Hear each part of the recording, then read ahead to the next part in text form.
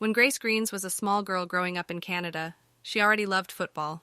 She'd always envisioned making it as a professional player, but life's other stresses had always gotten in the way. But now that she was an established entrepreneur, she found herself bored and uninspired in her profession.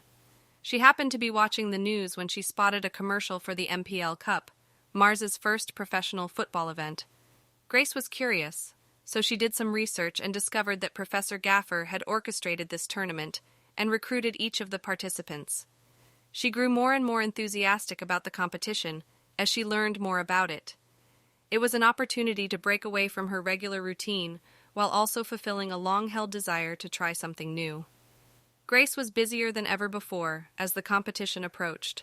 To be ready for life on Mars, she had to put in extensive training time in addition to making sure her business ran properly in her absence. Grace knew she had a lot on her plate, but she was determined to get everything done. Grace felt a wide range of emotions as the day of departure got closer. She felt equal parts elated, anxious, and terrified. However, she was well aware that this was a once-in-a-lifetime chance and that she should seize it with both hands.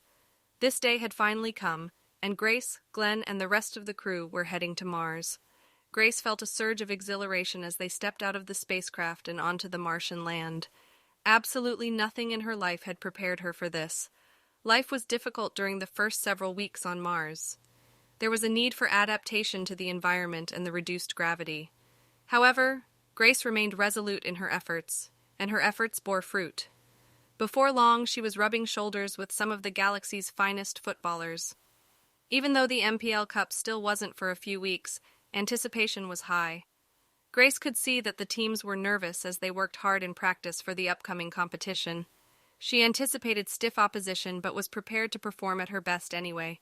Grace and the rest of FC Deimos were prepared for the big day of the competition. When they walked out onto the field, the spectators went wild. Grace could feel her pulse beating from the tangible excitement.